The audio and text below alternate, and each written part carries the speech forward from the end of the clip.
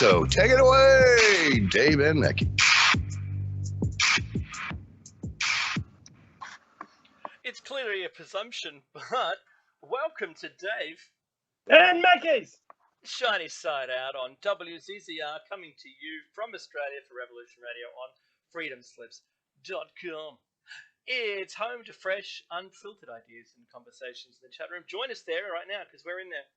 And it's a great place to also get your merch. This is show number 497. 790 and 400? It just Holy keeps going moly. up. Wow, the number gets bigger by one each week. There's I think a pattern there's in something. this, and I can't quite see it. Something is happening, man. I'm not sure, but it's definitely something. I'm just going to keep repeating the words 3x plus 1. You catch us, that's Fibonacci. Catch us on air, online, and anywhere, maybe even on your smart device, or grab an app to listen. So grab an app to listen anywhere, or listen at home on a Grace Tabletop Digital Radio.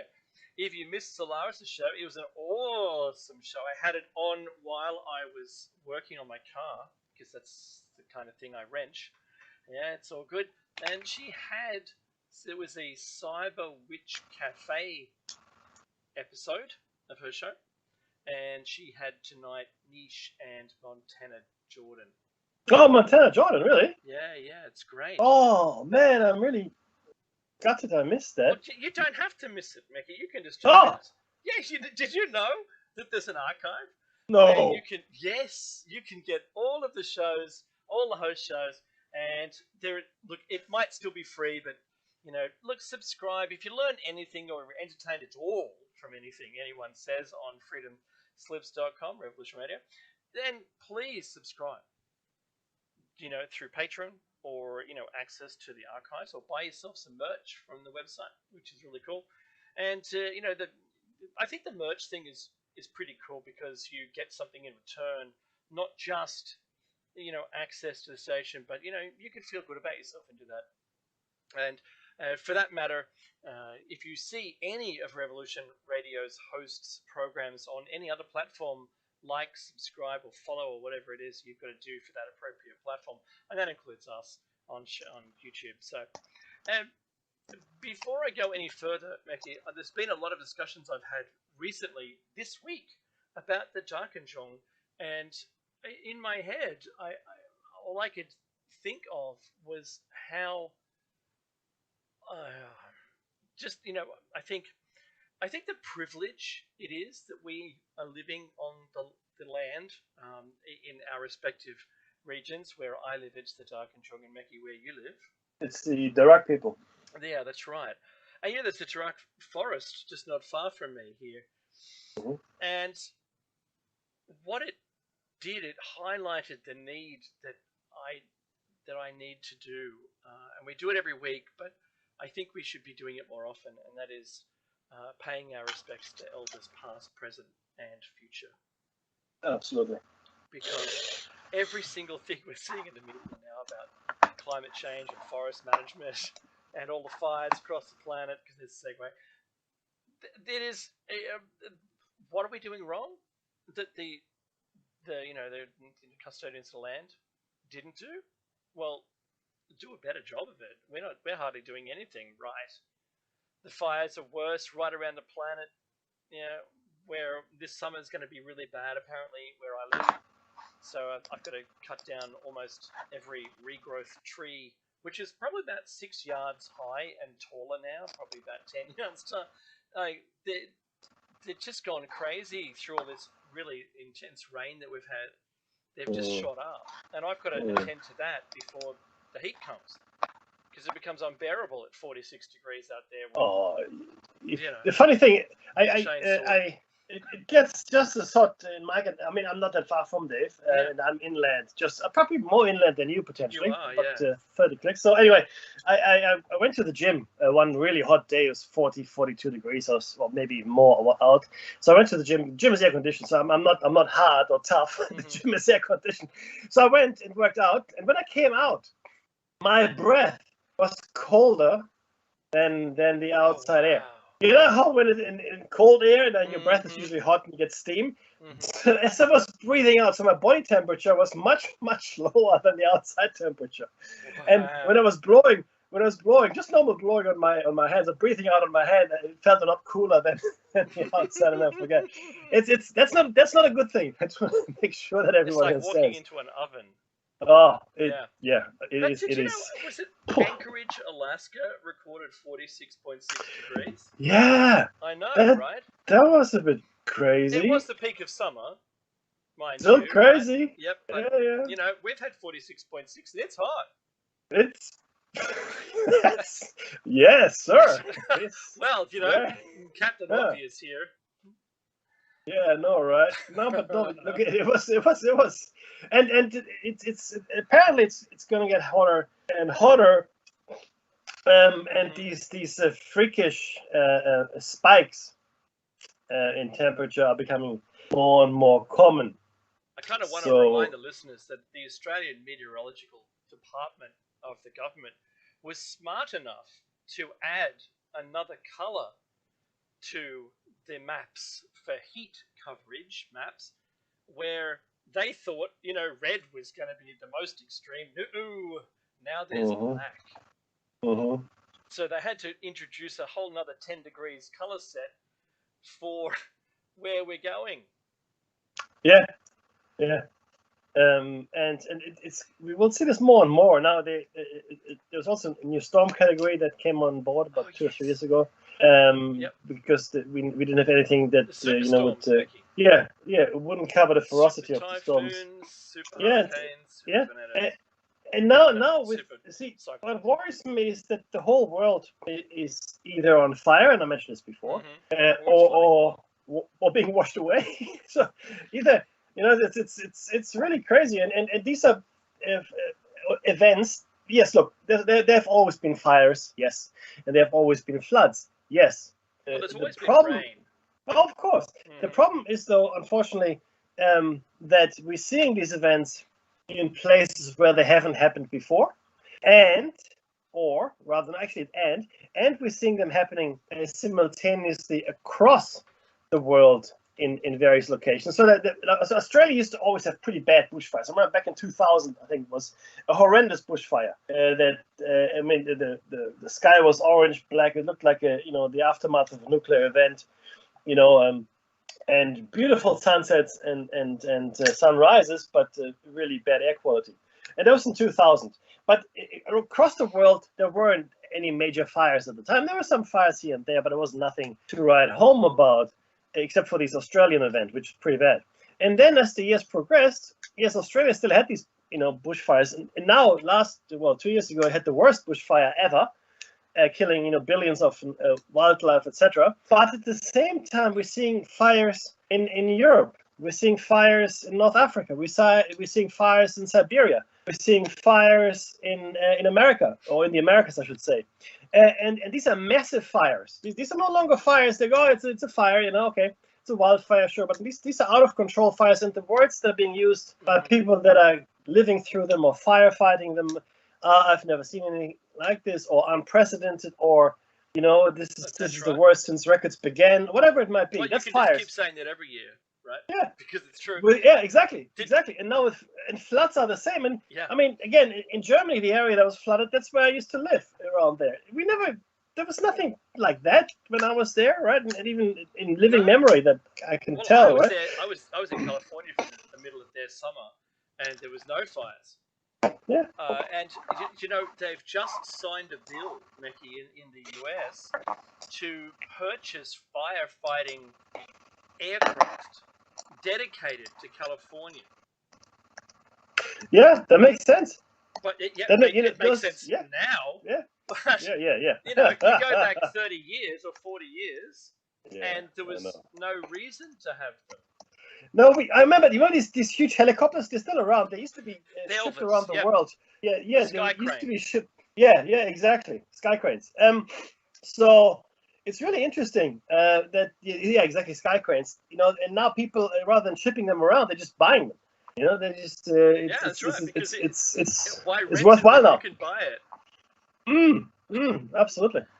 It is truly an insane scenario, and we're seeing it. It's a thing. Again, what the cause of it is neither here nor there. It doesn't matter really in the end, because even let's say humans are at fault, for argument's sake. All right, let's just entertain this for just a second. I'm not saying they are. I'm just saying let's. That's right. Even if they were, even if all of us were at fault, if every single human being, I'm talking about like households and families, etc., started doing the right thing and stopped, wasting energy and stop driving their cars, etc. The difference it would make in the world would be exactly nothing. Unless industry were to make a change, and I'm talking about massive corporations, etc., coal mining, etc., then there's no difference here. And at this point, I don't think even if they stopped, it will make a difference. We've now reached a point in the domino pile that's falling where you can't really stop it falling anymore. It's just falling. It falling so fast and so rapidly, changing conditions and showing us all the things we didn't understand and we didn't realize in our modeling. I don't think it makes any difference anymore. The only thing we have to do now is what the politicians say we have to do with SARS-CoV-2 is live with it.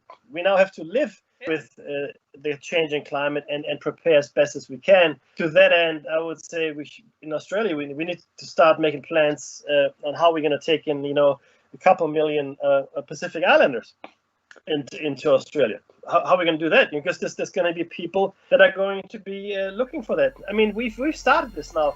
We started seeing in Haiti, and I'm going to talk about Haiti in a second. They had, obviously the president was assassinated, and they also had some horrendous natural catastrophes as well. There are now thousands and thousands of Haitians that are trekking through South America up into the US. And apparently there was this bridge. I've watched the footage all week, yeah. Right? Yeah. And now, under that bridge, now, I haven't seen the bridge. It looks like a concrete overpass. It must be a huge bridge. It must be gigantic, It is. Dave, because apparently there were 16,000 people under that bridge camped out. Long.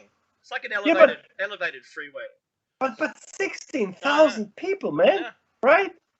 Anyway, so these are the first bamboo down and making huts. Yeah, I mean that's just insane. And then this is just Haitians, but there are other people coming up from South America up. And in fact, it goes both ways. And I think they're ending up in Chile because refugees are going both north and south in South America. And these are climate as well as economic refugees. And when the climate starts wreaking havoc, we will see a lot more economic refugees globally as well. I mean, massive people displacements are happening. There are people that are freezing to death right now on the borders with the European Union because they can't be let in, right? They don't want to be let in. So that's happening. So these massive people displacements that we're seeing right now are nothing compared to what we're going to see in a few years' time, Dave. Yeah, completely. Look, the disappointment between the news outlets, I think, was highlighted with misinformation in America, in the American media, on the CNN side of the police on horseback using whips. And the media was attempting to say that was slavery and Black Lives Matter got on board, and I said, well, let me see the footage. And in the end, they were just the reins of the horses visible in shot, but no one was whipping anybody. And they were just attempting to round people up and trying to force them into this, like a camp. And it was more like a cattle muster, just, with the police on horseback were guiding them. They weren't forcing them or whipping them or doing anything. That was, yeah. Now, I watched it all, and my conclusion is that there was no harm being done. I think the messaging is overriding the blame message. Of opening or closing the border and not keeping it under control, trying to just unwind everything that Trump had done. Look, if you've got white men on horseback, and I don't care if they're, I don't care if they're swinging whips. Well, yeah, but also, I watched it as well. They were riding at these clearly Haitian, probably refugees. They were riding at them to stop them from coming out of the river. That's what they were doing, right? Now, I didn't see anyone being struck with the rein or whip, but that's irrelevant at this point, because you got white men on horseback, right? And they were, and you saw they're quite the chaps. They were quite not armored, but they were they were quite protected. The riders. And you saw these people on foot, the refugees. It's quite intimidating to be confronted by like a 600-kilo animal with a person on back. It's not a good image to have a white man ride down black people. That's just not a thing that we should see. And I've said this before, and I say it again. The reason most of these things are happening, and then, by the way, it's a fact that Haitians are disproportionately discriminated against when it comes to American immigration. That's a fact. You can actually look it up yourself. The way that Haitian refugees or immigrants are rejected is a magnitude higher than anybody else. Anybody else. Is it per capita of application? It's in real numbers, so as a ratio, as a percentage. Okay, as long as it's like per group's application. Percentage. Oh, yeah, right. Okay, cool. Absolutely. So it's a real discrimination, and the thing is, the number is something like crazy, like 10 times the number of Haitian claims get rejected than anybody else. But this is because Haiti was the only really successful slave revolution that ever took place ever. And in fact, even beat the French army, like I explained, I think some time ago. And this is now, we're not going to help you guys. And this is the punishment that we're giving you. Now, this is not open policy. And I would say very few people would be completely aware of that this is happening. But this is definitely a guided policy to punish Haiti for what they did. And this is also, I think, a specter of things to come, as we're moving deeper and deeper into this oppressive state that we're all seeing emerging now, more and more so in Australia and across the world. We'll get to the protests in Australia in a second, but certainly, Dave, these are times that are changing. And yes, okay, so nobody was whipped or struck deliberately. You still have white men riding. The imagery wasn't a positive. Multiracial imagery. However, if it has to be done, you've got to understand where that was taking place, and if there were, to make the message better, if they were African Americans on horseback as whatever you would like to border patrol, then would that have been better? But see, we're falling into the same trap, Mackie. So the answer is yes. But to be honest, the answer would be yes. It would be better if we could show that all the people on horseback were maybe of Hispanic origin or of African American origin. Then you take that racial element out, right? You take the wind out of the sails of the people. I get it. But once again, I think that we fell into the same trap of talking about the people coming across, but they're not why they're coming across or why the border is just open. It's about their treatment. Yes. But the treatment of the people, no one's providing them any food or anything. They're all just camped out, and then apparently they're being distributed within the US. And I heard only out of 16,000, it was 200 that have been placed. So the numbers are quite poor. And I don't know, maybe that's just the kind of way that the US operates. I don't know. Again, it's Haitians specifically, and I will stick with this line of thinking. They're being punished for what they did in the past. Well, Liberia is the same. Yes, I get that. Yep. But to me, it's disappointing that the borders were just open, right? The whole, the narrative that's being echoed in the media in the US is, so this is a collection of all of the narratives together. The ability to have people work for almost nothing, coming across the border desperate, is what the America needed. Now, I'm not saying that's, I'm not phrasing their statements, but when you mush it all together, my question would be, is that really the case? Was it really? I mean, right now we've got people unemployed, hopefully willing to work. There's jobs hopefully there for people to work. The virus has taken its toll on all of, every country that would probably listen to this anyway. And I feel that, Biden and their party, the party, where the Democrats were just out to reverse everything that Trump had put in place. Yeah. For whatever it meant. It didn't matter what it meant. Just get rid of it all. Yes. There we go. We've done it now.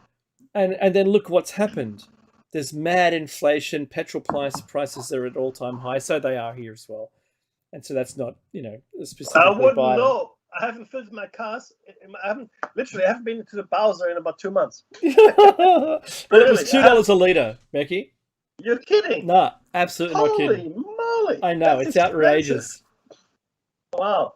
Yeah, I don't think I'll go for another couple of months.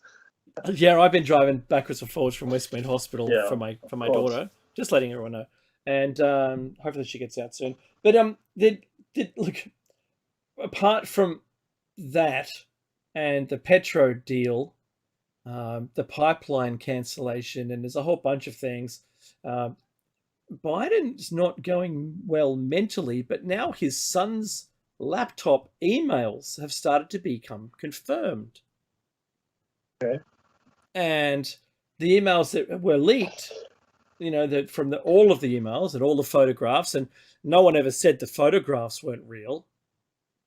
But now the emails are starting to become confirmed, which then also puts a lot of pressure on Biden family because of what they mean now, that if they're true, the China collusion, the Russian collusion. It's only a problem if it makes it to the mainstream media.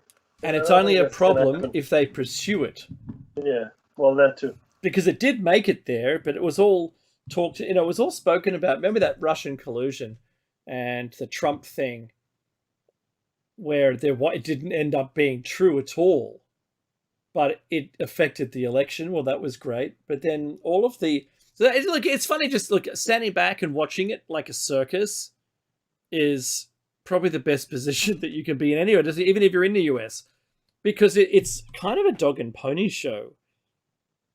And I'm rather disappointed that no one has really decided to turn on the charisma and get some nice action happening, controlling the message. There's so much, conflict in the media presentation, and that person, a spokesperson for the White House, just avoids all questions that would be negative. What about when Boris Johnson and Biden were in front of the media, and it's tradition that when they have a foreign person there that they open it up for questions, and then they just shuffled all the people out of the room and they opened it up. Biden says maybe we should ask them a question, and then they shut it down. Like, what happened to that? So I think that they're trying to avoid all questions right now. I think that politically, I don't know where we're at anymore when I have to put it out there, because the geopolitics is crazy. It's off the charts. I don't think we've ever seen anything so belligerent. It's rather than diplomacy. It is. It's hotting up. It is. Yeah. In fact, yeah. We have never. I've never. Well, I've lived through the Cold War. Obviously, I was born in the '60s, and in Europe that was a real thing. And we were taught to crawl on our desk in school in case there's a nuclear event. That's going to help you. Cover, yeah. But certainly the air is feeling like that again with this new pact. We discussed at length last time. AUKUS, and the saber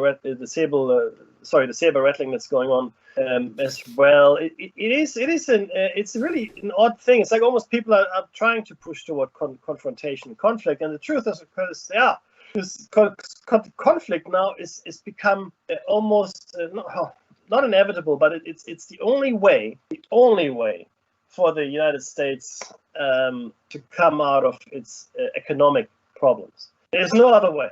It simply isn't possible for America to do anything other than this. Yeah, the gentle words of diplomacy between foreign dignitaries, yes, probably best put that way, was always polite.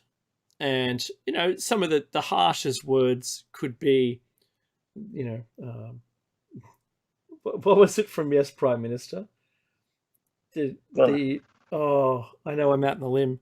But anyway, so the harshest words were quite kind sounding. Yeah. Oh, yeah. And it was always, they were always sweet warnings. Let's put them that way. They weren't rough. It wasn't yelling.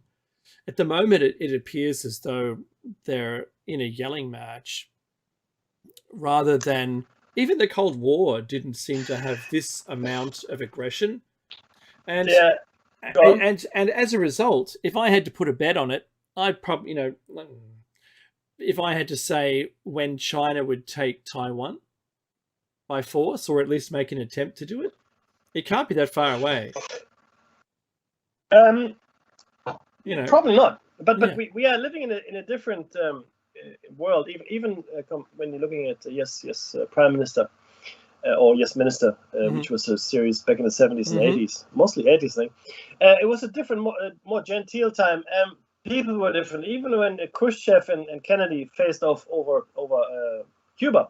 And the missile crisis, even the Bay of Pigs, that terrible misadventure. Or Reagan and Gorbachev. Yeah, because the funny thing is this. I know this is going to sound really maybe hoity-toity, but back then there was a bit more respect in the world, I believe. And also there was a bit more. No, I'm serious. There was. I'm laughing because now I'm reflecting on those words and the definition of hoity-toity. Yeah, and right. And I also believe there was a bit more. I guess gentleness and an understanding as well of the right modes of behavior amongst human beings, amongst people. I think people had stronger moral convictions. And yes, so some might have been communists and the others were capitalists, but they still were they still believed in fundamentally good things, if you will, right, or humane things. These days, the media has no respect at all. You know that they never showed. Who was the president in the wheelchair? I want to say completely escapes me. Hoover, not Hoover. No, sorry, it doesn't matter. Look, it doesn't matter who was, but they never showed him in the wheelchair. The media never showed him in the wheelchair ever. American president, but the name completely escapes me. It's my apologies. And similarly, when it came to Russian-American relations, it was hair trigger. The Cuban missile crisis could have led to a nuclear war easily. Yeah, exactly. But it was averted because people were fundamentally different. Now we're living in a world where media news cycles are measured in days. It used to be weeks, right? Now it's days. 24 hours. Attention span. Yeah, the attention span of the younger generation has whittled down to 30 seconds. You've got the evidence for that is things like TikTok. What were you talking about? And other. Exactly. And we've become goldfish people. And on it goes. So we are now, and you really have to grab someone's attention. So if you really want to grab the limelight in the media world, you really have to make a strong statement. It has to be simple too. You have to give strong, simple statements. The master of that, of course, was George Bush Jr. He was not the first one, but he was probably the one that used it the most in his presidency, like in simple terms, like axis of evil, evildoers. That's because he has half a brain. Well, yes, but he gets crayons every Christmas, right? You're not wrong, but it was an effective way to communicate. I want to sit here and listen to the rest of this story. Do you remember that? Yeah, because exactly. And what happens to the duck? Oh, that's funny. But if you do that, you kill all conversation, because people were asking, when America went to Afghanistan, didn't we train these people when they were fighting the Russians? Oh, shut up! No one's asking the question. That's right. Now, no one knows to ask those questions anymore, Dave. Oh, that's right. It's honestly idiocracy. Yeah, I think we're right there. Yeah. I keep thinking that Kamala is going to be put in place because Joe just seems more inept as the time goes on. I don't know what time it is today, right? Well, a minute ago he was he made a little bit more sense. If you keep trending it, it'll be like the end of next week, and they'll have to push him out. As long as they don't get him to say anything, or when he only reads auto cue, because once he gets off script, oh my goodness, it's all downhill from there, right? Yeah. And as long as Kamala's still making his coffee in the morning, she's gonna be in the hot seat pretty soon, I reckon. Yeah. I really shouldn't say that. I'm not really implicating that she's providing a medicine, let's call it a medicine, that's causing his disorder to worsen, or not providing the medicine which prevents it from worsening. I'm not suggesting any of that. It's like a meme. And there's been a whole bunch of memes, and I'm not sharing memes anymore. So find your own memes. Find them. Go on. This is me. I'm that. You know the double slit experiment meme that I put out where it's that monkey thing, the puppet. That's really funny. That's how I kind of feel right now. I know. I love the way the eyes are moving, right? It's straight ahead. It's looking at it and straight ahead. Yeah. I've got a meme for you. It's a common sense meme. I want everybody. So everybody, what do you get when you cross a bear in a mountain lion? Killed. You get killed. You get killed. Okay. And this is where we are right now, right? We're looking at the world as though it should conform to some kind of fantasy that we've concocted in our heads. In reality, it doesn't. In fact, it does the exact opposite. Whose reality is this that it's conforming to? Right? We are really in the throes of the death of an empire and the emergence of a new one. And the same thing happened many times before, but we're actually living through it right now. It's a fairly singular moment in history that we're seeing right now, and many generations don't see it. Our generation just happens to see it, and we see the thrashing about. And not only is it the rise of a new and the demise of an old empire, we're seeing a shift of power into ways we haven't seen before. We've seen a shift of power into people that shouldn't have any power, not because they're not worthy, but simply because they don't know what to do with it. Like media influencers, they're called these days, or in fact corporations. Corporations have exactly one motivation: that's to create profit. That's it. They don't care about anything else. No. And you know what? Once you understand that, that's okay. That's what they do. So you can't really be upset about it.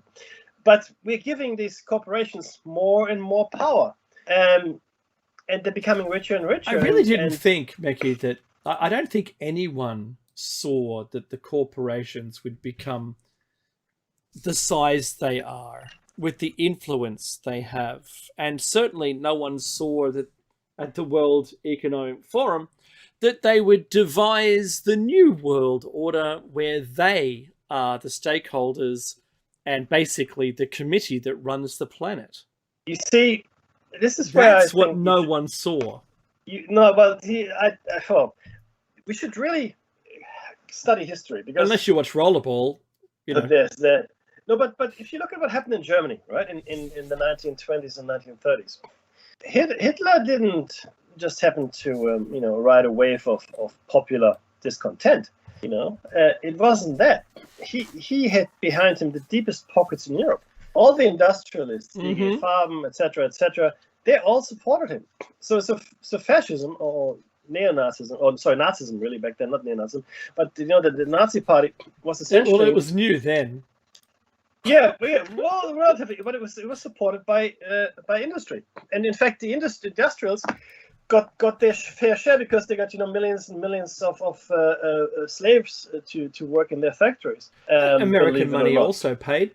Yeah. Yep, that's absolutely. Right. So to be clear, the corporations have been trying at least since the 1920s and 30s. That's when they really sort of became prominent, and it was also after the union movements had eked out quite a few rights for their workers. We look the late 19th century to the early 20th century. That's when all of the laborers or the workers' rights happened. You know, paid holidays, sick leave, etc., etc. All those things that we take for granted, they were hard fought for. They were actually, people were killed in these fights for the workers to come about. And then these very same industrialists that had just had to concede rights to the workers, they go, oh man, we don't like that. So what they did and are still doing is they're finding labor markets where the rights don't exist. That's right. In Nazi Germany, it was beautiful. Millions of slaves. Fantastic. Look at us. And today, labor arbitrage, we call it with our high-minded language. Labor arbitrage is just we're finding a new slave labor market that is better than the old slave labor market, where there are no rights, and I can treat my workers any which way I want, and I don't have to pay them anything. Well, I pay them a little bit, but it doesn't really matter.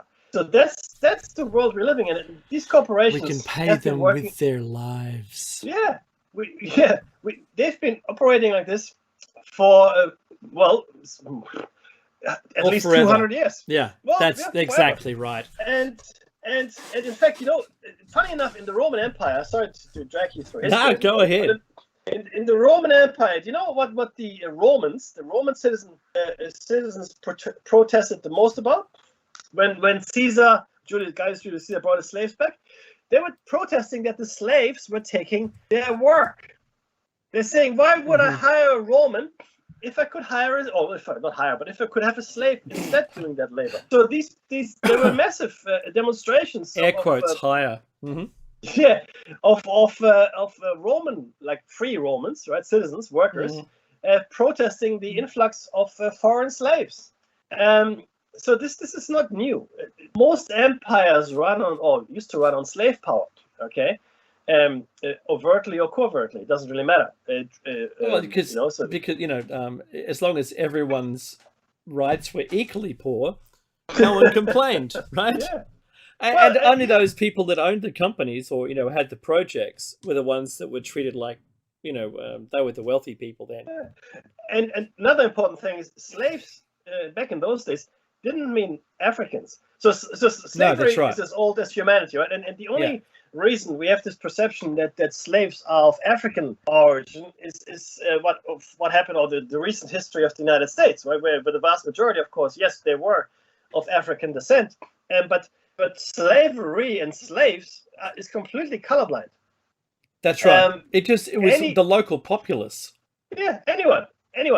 The soldiers were given liberty of the city or whatever, where they had just conquered something. Whatever, a few days or a week to take slaves, to take booty, whatever, and that hasn't really changed much over a few thousand years. It's just corporate now. That's all.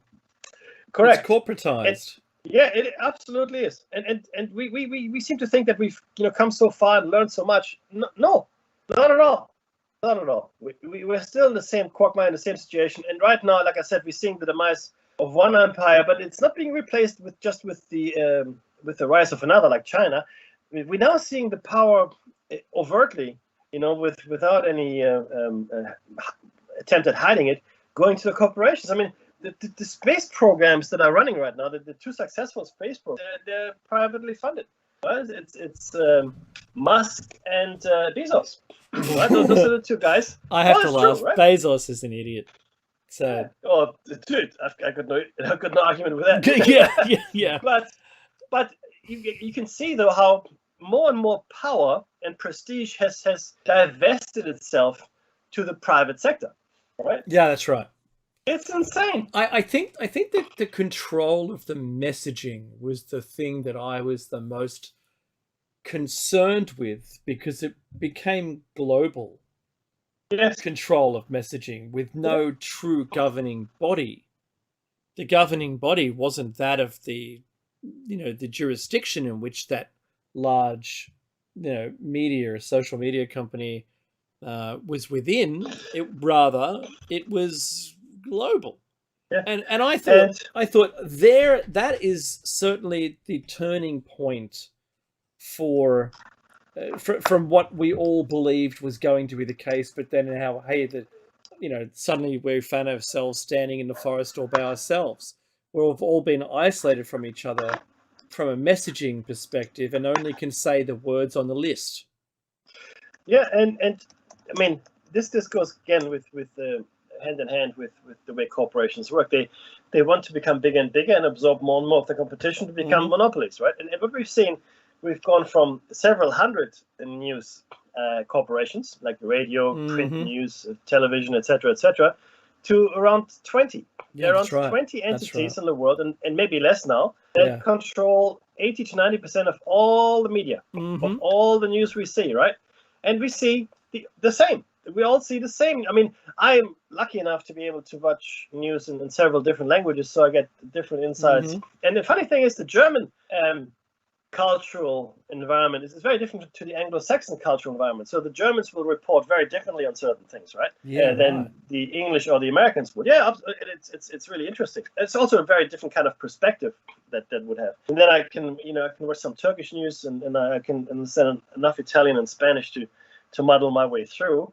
But it's certainly very helpful to see other news outlets in other languages, and RT I think is also quite I good. watch RT as well, and CNBC. And independent news. There's a chap. He runs Rebel News in Australia. Avi, I think his name is Avi. Yeah, that's Yemeni. right. Yep. And he was reporting on the protests in Melbourne recently, and he was really he was with the people. He was with the tradies. So just to give you a bit of background, the tradespeople, or the construction workers really, were protesting and have been protesting for a number of days now. I don't know if it's still going on in Melbourne. It was even today. Yep. Yeah, because they were forced to take the vaccination. They were forced to vaccinate. That's right. Now, in Australia, legally, no one can force you. But what the government and so forth said, well, we're not going to open the building sites to anyone that's not vaccinated. Which effectively means, unless you have it, you can't work, which means effectively you are being forced to. And that's a disincentive scheme. Yeah. So I don't want to do that. So they protested. And the way it's been portrayed in the media was very one-sided, showing these construction workers as violent and spoiling for a fight with the cops. But this reporter, I think his name is Avi again, who was embedded with the actual construction workers. Funny thing is this: he showed a very different picture, because it was the initial problem was with the union bosses. So the construction workers went to the headquarters in Melbourne of the union, right? CFMEU, it's called. They wanted to talk to the union representatives, but they wouldn't speak to them. Instead, what happened? They came out and started beating on their union members. It was astounding. And then there were also scenes where the police were quite heavy-handed, especially against defenseless old women. One old woman, apparently, allegedly, in her 70s. Sprayed. Yeah. She was pushed to the ground, and I saw the video, quite violently by the police. And this is what happened. And they pepper sprayed her, and she was an old woman, like I said, 70. I mean, who in their right mind would push a 70? I mean, even they didn't know she was 70. Okay, you can see this is an old woman. Okay, even if she moisturized every day, you can still see it's an old woman. Double pepper sprayed? Two police officers were spraying her in the face. Yeah, but what really worried me was the initial push to the ground. Oh, that was too violent. Yeah. Yeah, I've been pushed to the ground violently. I'm no stranger to violence, like I said, and that hurts. And if you fall wrong, you can really do yourself some injuries, right? And if this is a lady that's in her 70s or whatever it is, right, and osteoporosis, whatever. I mean, the older you get, the more fragile you become. They could have broken her spine. Easy. Yeah. Easily. In fact, if they did that to me, my spine would just be turned to powder. Yeah. Because I have osteoporosis. I was blown away. I go, this can't be right. This can't be true. No, you didn't see that anywhere in the mainstream media. Okay. But Mekki, go on. Did you know, in because of that, of all of these protests and police action, basically being performed as an overreach, and the minister, a New South Wales police minister, had said that the enforcement that's currently going on is not being controlled by the health regulations, which means that they've created their own rules that aren't in line with the health regulations or the enforcement, right? So who is then to blame? This police officer who's only supposed to toe the line, and do whatever they're told, which he said he did happily for 15 years or whatever, has now resigned so that he can speak about it. And he wrote an open letter to the minister. See, but you know what worries me? That guy's just that we were speaking about the banking system, Meki, and my brakes were emptied of all fluid, right? Yeah, I want to say this guy's gone public with it, and good luck with that. #bodies, right? Just saying, whatever that guy's name is, he didn't kill himself already. And this is what my worry is. So obviously we're talking about. I honestly don't think it's a systemic issue yet. I think it's an issue of here and there, and there like a large number of bad acts, but I don't think the vast majority of police are like that at all. I agree. But the problem is, of course, that the police, like any other professional institution, they look after their own, right? So they will shield their own from criticism, etc., etc. It really has to come to a head like it did in the States, where it was videotaped, where we saw the videotaped execution of this man on the street. That's right. I mean that is. I mean, if that it has to come to that, that's speaking for itself, right? Mm-hmm. Now, but the problem here is that once you're caught up in a mob, and police, when they're in large numbers, that's a mob as well. I mean, it looks like a well-organized mob, but it's a mob. And mob mentality is very simple. I follow the mob. I do what everybody else does. And if you got a few bad eggs in there, then that behavior is just reflected by the mob. Oh, okay, they're doing that, I'm doing it. Thank you very much. So this is where the problems start coming in. As soon as you have overreach and you look away and you let it happen, and there's no obvious punishment or any kind of consequence to your action, you in maybe not officially and maybe not overtly, but you certainly have given it your blessing. You said this behavior is okay. And this is when it all starts to fall apart. And I was just thinking how easily it would have been for the violence to get much, much worse if the protesters had real weapons or got sufficiently riled up, right? Or were better organized, right? Like if we've got some extremist group in Australia, which we do, and elsewhere as well, if they wanted to start something, right, then that one of those these events would be perfect. Right, remember when these protests for Black Lives Matter and had these bricks, people bringing bricks, and some of them were identified as police officers? Yes, that's right. And the pallets of bricks were just put around. Yes. And they were used then for as weapons.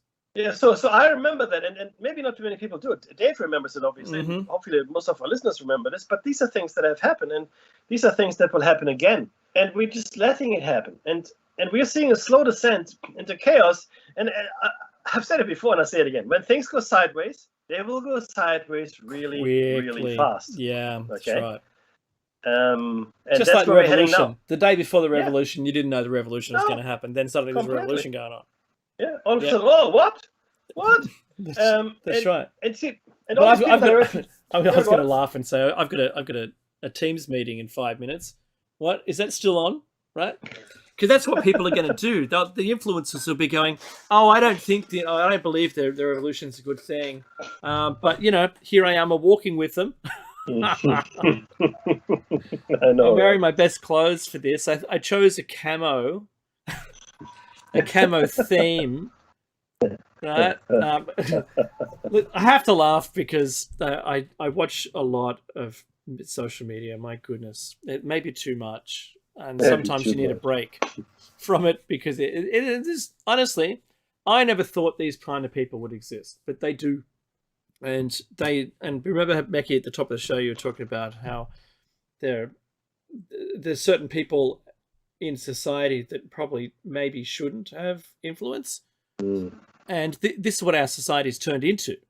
Yes. These people are being followed. I mean, I suppose it maybe happened in Rome to a certain degree. There'd be people that that admired the actions, and I'm making a joke here, bigger stickers,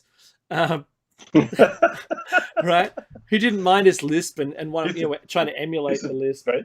Great friend of mine. Gwet? Yes. What's Gwet? Anyway, so I'm astounded. I really am at just where we're at and what's going on. And this, I know we didn't mention La Palma, but Etna is going off. La Palma's going off, but it doesn't look like it's going to be causing a fracture because it's not in the correct place for it to aggravate the fracture.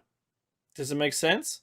Yeah, it does. So actually. If it was along the ridge where the fracture is and spewing out of there, the rock could be melted by the magma and it could cause that to fail. Like, I'm not going to say it isn't failing or won't fail, but it looks like at this point that it won't be this time around.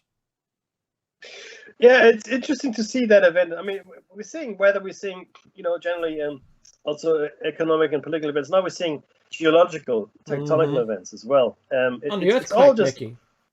Oh yeah, the Melbourne earthquake. That a 6-pointer, which is extreme. I have to explain to you that the Australian shelf, the continental shelf, is the oldest and the most stable of all the shelves. There are no actual fault lines within it, or major ones, I should say. And we don't have any active geology, so there are no volcanoes really in Australia. And our mountains, they're all shrinking. We don't have any growing mountain chains like the Himalayas or the Andes even.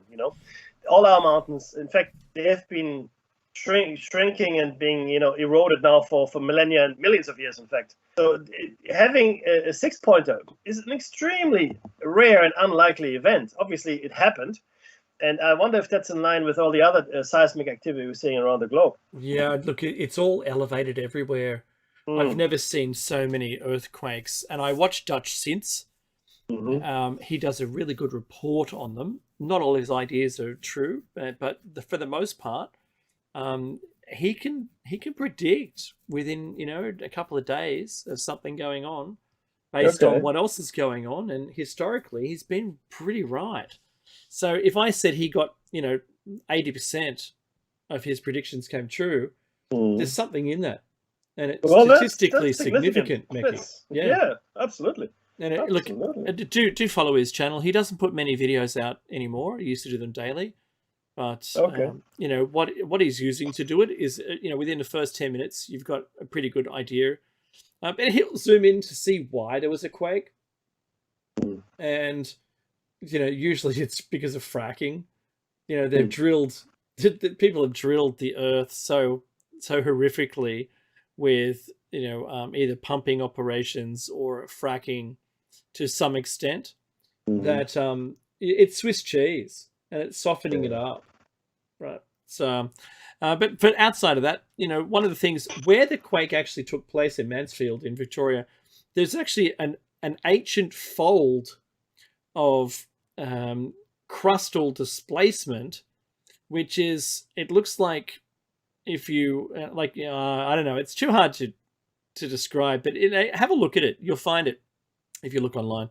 But it happened right in the center point of that fold, where it bends right around about 260 degrees on itself, and that's where it actually happened. So yeah, it's something else. But I remember, Mickey, at the time, I was getting messages from all my friends saying, "Dave, there's a quake. Dave's a quake. Check the quake." From my friends in Melbourne, I just felt a quake. Did you feel the quake? Yeah. How was it? And there wasn't very much damage actually, which was pretty good. No fracking, there's no fracking in Mansfield. No, that's right. And there aren't any mines in the specific location that occurred. But yes, the gold rush was there, yes, but this was deep enough to be outside of the realm of those. So DID in the chat room, just want to say, yep, absolutely agree. But there's the music. Don't go away. We'll be right back after this short commercial break. This is David Mickey's Shiny Side Out. This is episode 497.